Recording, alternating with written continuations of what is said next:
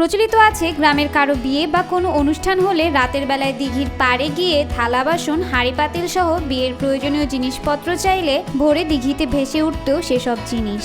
আবার অনুষ্ঠান শেষে দিঘির পাড়ে রেখে গেলে রাতের অন্ধকারে তা মিলিয়ে যেত। ওইগুলি আগে চাইলে সকালে আইয়া বিকালে চাইতো, সকালে আইলেই পাইতো। সেনাপতির দিঘিতে কেউ মানত করে আরোগ্য লাভের জন্য, কেউ মানত করে সন্তান লাভের জন্য, কেউ বা মানত করে সংসারে শান্তি লাভের জন্য। মাদারীপুর ছাড়াও বিভিন্ন এলাকা থেকে সাধারণ মানুষেরা আসেন মনের ইচ্ছা পূরণের আশায়। অসুস্থ বা কোনো কিছু হইলে যদি বলে যে দিঘিতে আমরা দিয়ে মরেই করবো, তাহলে ঠিক মতন দিয়ে গেলে অনেক ভালো হয়।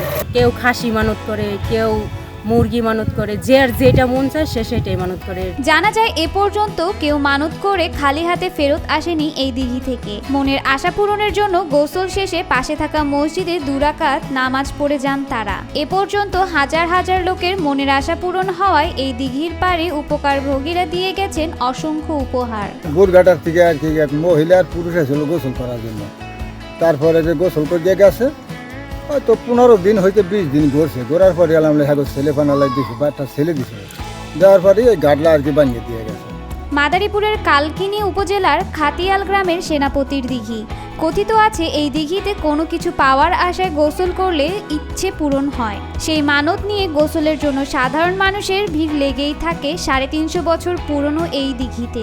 অনেক জায়গাতুন মানতি দিতে হয়, যে খোলাপান হয় না, তারপর পেরসা গাও পেরসা এইসব নিয়ে।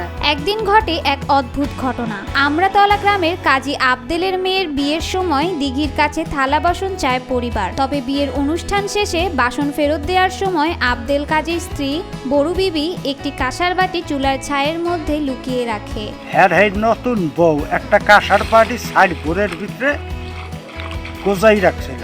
গোজাই রাখার পরে 3 দিন ধরে ওইয়ার নামে না, আর 3 দিন ধরে স্বপ্নে দেখাইছে, কিন্তু বউ নতুন দেখে হেও স্বীকার করে নাই। পরদিন পাগল হয়ে যান তিনি। দীর্ঘকাল অসুস্থ থেকে মারা যান তিনি। এরপর থেকে আর কখনো চাইলেও থালা বাসন ভেসে ওঠেনি সেই দিঘি থেকে। অন্যদিকে তাদের বংশও ধ্বংস হয়ে যায় বলে জানান গ্রামবাসী। পরের থেকে আর কে চাইলে দিত না, কিন্তু এই বংশ নিপাত হয়ে গেছে নাই। তবে গ্রামবাসীরা জানায় এই দিঘিকে টিকিয়ে রাখতে হলে বিভিন্ন সময় দিতে হয় 8 থেকে 10 বছর বয়সী বাচ্চার জীবন। প্রতি বছরে একটা করে নিবে বাচ্চা পোলাপান। 1965 সালের 24 ডিসেম্বর মুঘল আমলে শায়েস্তা খাঁর বড় ছেলে বুজুর্গ উমেদ খাঁর বিশ্বস্ত সেনাপতি ইসলাম খাঁ এই দিঘি খনন করেন। উমেদ খানের নেতৃত্বে 288 জন নদীপথে যাত্রা করেন। সেখান থেকে ফেরার সময় মাদারীপুরের কালকিনির খাতিয়ালে বিশ্রাম নেন তারা। এ সময় তাদের পানির সমস্যা দেখা দিলে এই দিঘিটি খনন করা হয়। ইশাখা সেনাপতি পাঠাইছিল করাদায় করতে মাঠে। এই সময় তো কোনো চাপ কল বা কোনো পানি খাওয়ার কল ছিল না। তখন ইশাখারে জানানোর পরে হে বলল সেনাপতিরে যে দিঘি কাটো, লিক করো।